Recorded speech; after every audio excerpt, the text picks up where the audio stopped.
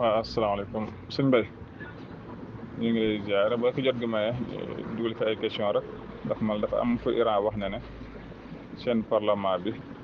wax na mën nañ kaa tëj muy détroit Hormuz xam naa boo ñu mënoon wax géographiquement fu mu nekk ak zone boobu lu muy joué si économie mondiale ñu gën a xam foofu ak c'est la première fois ñu tëj ko wala c'est la deuxième fois ak ban conséquence la mën a jur si économie mondiale bi daal incha allah. asalaamaaleykum wa rahmatullah groupe jamaatul islam bayna nas ñu ngi nuyu ñëpp di ziare ñëpp sëñ Alpha dégg nañ question bi mooy tey le parlement iranien dafa wax ne dafay tëj le détroit d'Ormuz waaw détroit boobu nag dafa nekk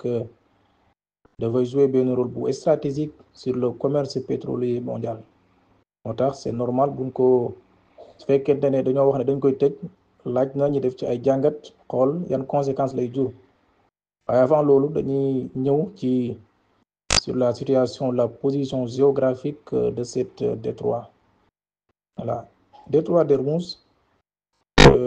mën nañoo wax ne mi ngi situé wu dans le golfe c'est-à-dire dans le Moyen-Orient foofu la ne détroit bi moom moo séparé le golfe Persique et le golfe d'Oman golfe Persique pays yi nga xam ne ñoo fa ne ma cité si l'Arabie Saoudite Bahreïn Koweït su fekkente ne le golfe d'Oman pays yi nga xam ne ñoom ñoo fa ne mooy les Émirats arabes unis le Pakistan Iran et Oman voilà géographiquement loolu mooy sa situation mais de manière spécifique détroit bi le détroit d'Ormuz mi ngi situé wu entre l'Iran et Oman foofu la ne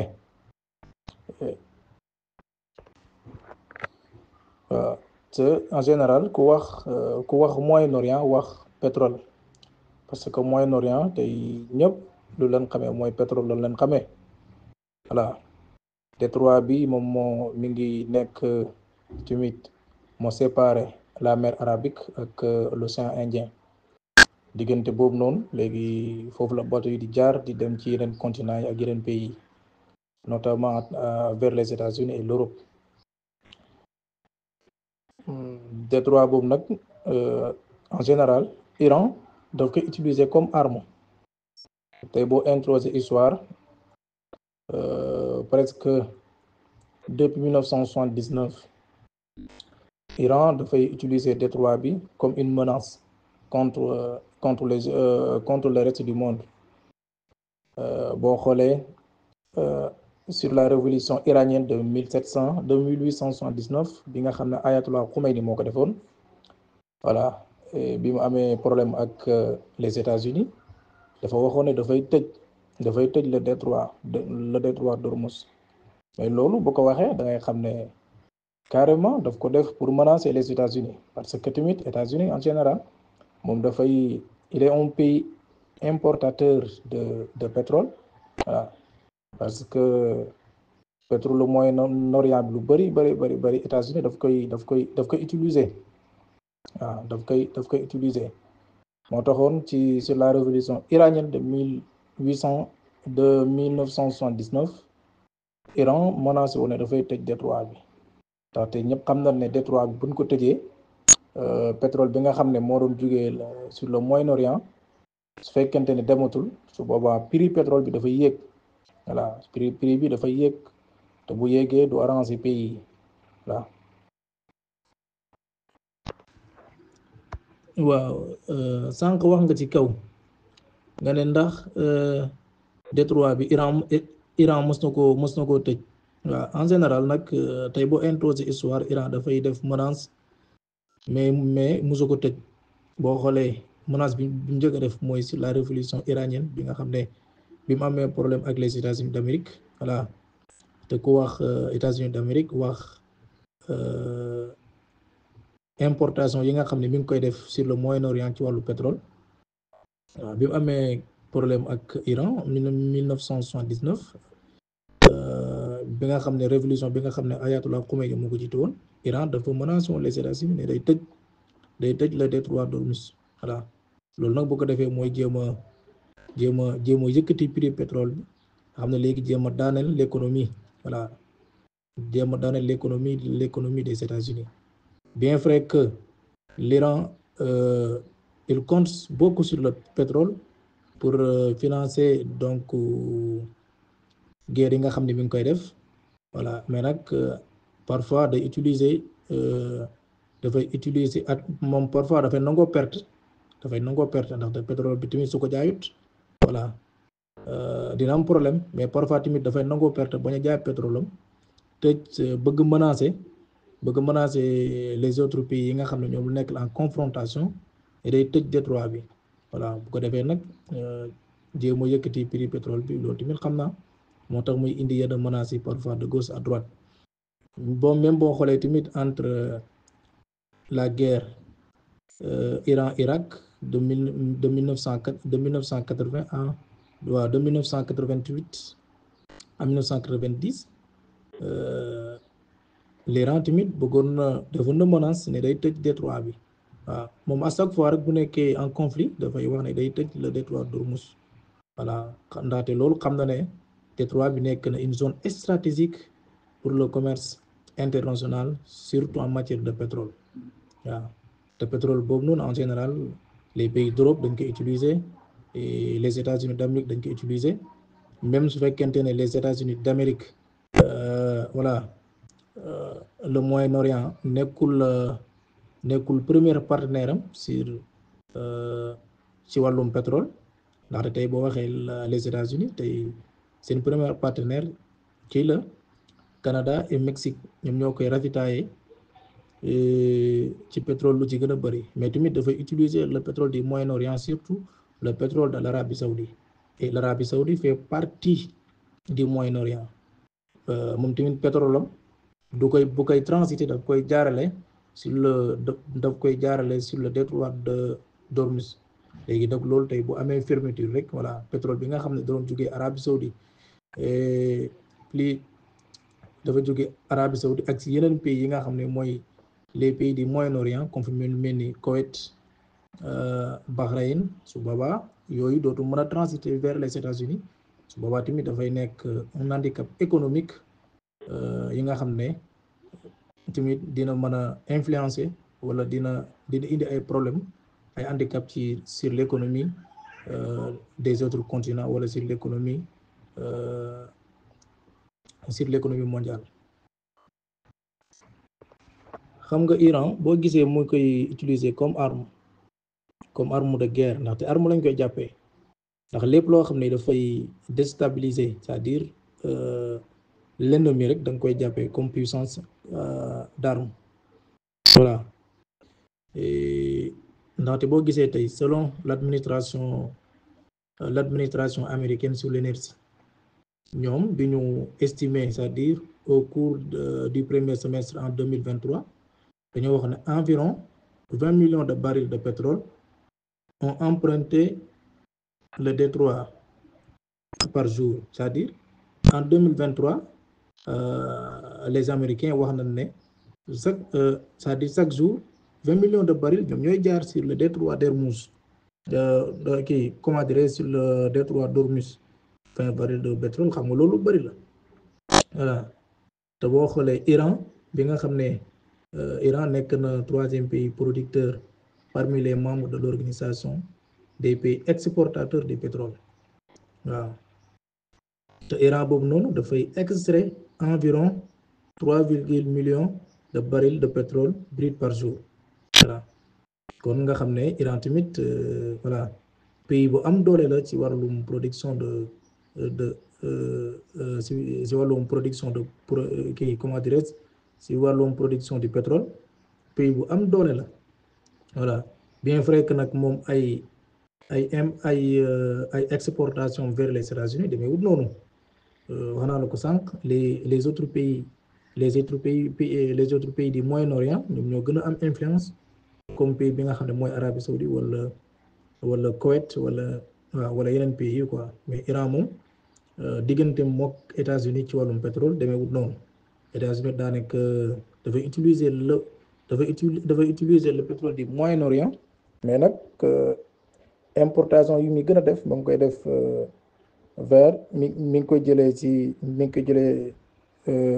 ci Canada wala Mexique waaw foofu la koy jëlee ndaxte États-Unis ñëpp xam nañ ne am na pétrole, waaye moom pétrole bi moom production bi muy def mooy ban pétrole lay produire, le pétrole schiste. Pétrole schiste nag bokkut ak le pétrole classique, bien vrai que ndaxte pétrole schiste moom moo gën a jafe extraire. waaw te coût yi c'est-à-dire coût yi li nga xam ne moom nga ci frais ci xaalis pour am ko, pour extraire ko, coût bi dafay exorbitant par rapport ak le pétrole classique. Moom moo gën a léger, moo gën a yomb. léegi loolu nag moo tax en général Amérique am na pétrole, les États-Unis am nañu pétrole, mais ñoom dañu obligé di def ay importation ci wàllu pétrole vers les autres pays ou bien vers les autres continents. waaw c'est-à-dire détroit bi moom buñ ko tëjee, conséquence bi ngay njëkk remarqué mooy la chute de l'économie mondiale, parce que pétrole nekk na, c'est-à-dire c'est un élément clé pour le développement économique de plusieurs pays, c'est-à-dire surtout les pays du Golfe. voilà, États-Unis tamit voilà, pétrole daf koy dimbale. voilà, pétrole boo ko amul doo mën a am carburant. voilà, parce que pétrole dañ koy raffiner, buñ ko raffiner ci dañuy génnee carburant bi. léegi kooku nag tey bu nekkee sous la menace, voilà, su boobaa dafay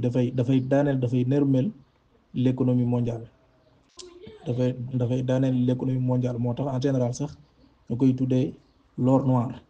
pétrole or noir la, te képp ku wax or rek sa xel lu mu ci dem mooy, c'est-à-dire l'or c'est un élément précieux. le pétrole tamit pareil, c'est un élément précieux. moo tax na détroit bi daal mi ngi noonu, c'est une zone stratégique pour le commerce mondial. tëj ko dina daaneel économie mondiale bi, mais ubbi ko tamit dina yombal les échanges commerciaux, parce que marchandise yu bëri dina dem waaw, dina yombal demlanteeg ak dikkalante bi. même nekkul na sax pétrole kese moo fay jaar, yeneen marchandise dañ fay jaar di dem, même le gaz day jaar ci détroit bi. voilà, loolu moo tax nag Iran moom la xam, moo tax en général daf koy utiliser comme arme de guerre di ko menacer les autres pays. salaamaaleykum wa rahmatullah. ok Serigne Mbaye Top ñu ngi lay ziara bu baax, macha allah ci exposé bi am na solo. en tout cas ñu ngi lay sant bu baax a baax di la jaajëfal, am na solo. léegi lii nga xam ne moom mooy lii parlement bu Iran nga xam ne voté nañ ko, ni la fermeture di détroit d'Ormuz, mu nekk benn zone stratégique nag ci Iran, diggante Iran ak Oman. mais tey jii rek mu mel ni Arabie Saoudite ak Émirats Arabes Unis ak Irak ak Koweït tey jii bu fekkee ni donte nag ku ne xam ne ni Iran li mu ci jublu moom mooy menace la ko jàppee pour digganteem ak Amérique, ndax yàgg nañ leen a sonal, yàgg nañ koy menacé. mais comme li nga wax ci sa biir kàddu mooy c'est la première fois, même bu fekkee tëj nañ ko kon c'est la première fois Iran mu tëj ko. mais tey jii nii loolu bu fekkee tëj na ko, est-ce que yeneen pays yi nga xam ne ñu ngi ci golfe bi lu mel ni Arabie Saoudite, Émirats Arabes Unis, Irak ak Koweït, est-ce que jàppoo ni mënu leen jural ñoom tamit dina leen affecté ci le plan économique. la deuxième question mooy su fekkee ne àgg nañ ci tëj ko, ni mu mënee affecté li nga xam moom mooy économie mondiale, boobaa moom xam naa ñun réewi Afrique yi nga xam moom dañoo néew doole, lu ci bari dañ koy jéggaane moom xam naa ñun moom ñaata pour cent maanaam ñun la ñuy dépendre ci pétrole boobu nga xam ne moom mooy jóge foofu ci détroit d'Ormuz, ñaata pour cent lañ ci dépendre. est-ce que tey jii Afrique mën na muñ loolu, wala jàpp nga ni Afrique am nañ seen pétrole bu leen doy boo xam ni boobaa mën nañ ko jëfandikoo, wala si ñuy xalaat pétrole boo xam ne day jógee foofu ci Moyen-Orient. waaw Taalib Sëñ Moustapha, dégg nañ laaj bi mooy li nga wax, ndax tëj gin tëj la détroit d'Ormuz dina am njeexit sur l'économie de certains pays du Moyen-Orient. waaw non, loolu moom kenn werantewu ko, dina am njeexit bu baax a baax. say bu ñu jëlee exemple tey ci pays bi nga xam ne mooy Arabie Saoudite ñëpp xam nañ ne voilà, lu bari ci pétrole am daf koy exporter vers les États-Unis d'Amérique. voilà, kooku nag tey su fekkente ne kii bi dafa nekk en menace, wala mu nekk wala détroit bi tey kenn amatu ci accès, bateau yi dematuñ, voilà, amut benn transition, su boobaa loolu dafay nërmeel économie de l'Arabie Saoudite, mais aussi l'économie des États-Unis. Voilà. Mais nag xam naa li tax Iran jël ko comme def ko comme option de guerre li tax mu tëj ko mooy tey patapataral gi nga xam ne nemmeeku nañ ko ci sur certains pays du Golfe comme ku mel ni Arabie Saoudite ay Koweït ak yooyu tey su fekkente ne ñoom tamit seen économie dafa menacé wu daanu daal di nërmeelu su boobaa ñoom faw ñu am prise de position voilà faw ñu wax ak Iran soit ñu ne ko il faut nga ubbi détroit bi ñu mën a écouler sunu pétrole su boobaa tamit ay négociation mooy am soit Iran dana leen wax lu leer da ngeen mën a ñëw ranger wu ak ñun ndaxte lenn mi ñëpp xam nañ ko mooy les États-Unis d'Amérique ñoom ñi nga xam ne ñoom ñooy jàppale Israël comme que man damaa nekk en situation de guerre nii laa mën a def pour nërmeel sama noonu pour daaneel ko voilà léegi nag su boobaa bal bi lu ñu wax la balle est dans votre camp yow yaay choisir soit da ngeen nangoo perte sa économie down wala nga ñëw jàppale Israël ci guerre bi waaw loolu moo tax waxoon naa la ko ci kaw mooy loolu ñoom dañoo muus iranien dañoo muus dañuy utiliser détroit bi comme arme de guerre. waaw Talib Si Moustapha question bi nga laaj mooy dépendance bi nga xam ne les pays africains ñu ngi koy dépendre sur le pétrole du Moyen-Orient ci ñaata pourcentage la toll honnêtement xawma pourcentage bi mais daal xam naa ne les pays africains moom seen dépendance sur le Moyen-Orient pour ci wàllum pétrole moom il est très limité parce que les pays d'Afrique leur approvisionnement mi ngi jógee sur les pays voisins par exemple comme ci pays yu mel ni Libye Nigeria voilà foofu lay jógee et quant à le pétrole du Moyen-Orient Afrique daf koy utiliser mais de manière très limitée moo tax dina am ay conséquences en Afrique dinañ ko sentir mais voilà comme que ñun dépendrons ci de trop conséquences yi fii du fi xaw a am benn kii bi du fi xaw a am benn njeexit bi waaw xam naa ne daal Europe fa lay gën a méttee conséquences yi économiques yi fa lay gën a méttee ak Asie voilà ak le Moyen-Orient ak les États-Unis d'Amérique mais ici en Afrique moom vraiment dépendront de trop sur le pétrole du Moyen-Orient tax conséquences mën nañ ko bañ a sentir comme dañ ko foogee. waaw Talib Si Moustapha li nga wax mooy ndax Afrique am na pétrole boo xam ne mën na ko alimenter suffisamment mën na ko alimenter boo xam ne fii lay jógee waaw loolu lu ñu ci wax mooy xam nga dañuy parfois dañuy faral di wax ne l'Afrique est un scandale géologique moom ku ko wax sa xel day dem ci matière première là que le pétrole fait partie des matières premières bien vrai que c'est une ressource épuisable boo xam ne dafay am tarissement parce que pétrole bi mi ngi jógee sur la transformation des matières organiques voilà et bépp ressource boo xam ne dafay jógee sur la transformation de matières organiques kooku un jour dafay tarisser voilà mais ay tenn pétrole yoo xam ne ñu ngi fi nga xam ne kenn utilisé wu leen voilà prenons l'exemple du Sénégal bu njëkk ba dañoo foogoon ne ba ñu wax pétrole ñu bëri dañoo foogoon ne ci ay gént la ne mais dem nañ ba mu nekk réalité ñi commencé ko di extraire le pétrole de Sangomar voilà te en général sax géologue yi dañuy wax ne pétrole bi voilà ñëw na ba boori Touba fépp foo xam ni tey bassin arachidier bi àgg na fa pétrole bi moo ne ci suufam mi ngi ci ronam mi ngi ci géej gi mi ngi ci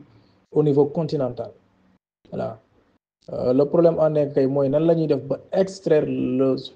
pétrole bi nga xam ne moom lañu yàlla jox moom lañu yàlla doté waaw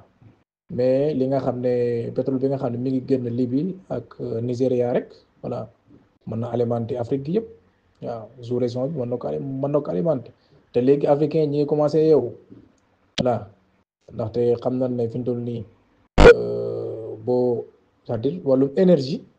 pour nga am ci indépendance foofu nga am pétrole waaw léegi nag moo tax pays yu bëri comme Sénégal wala yeneen pays ñi ngi def ay jéego ñi ngi def ay avancées yu am solo di jéem extraire pétrole bi nga xam ne yàlla doota na leen ko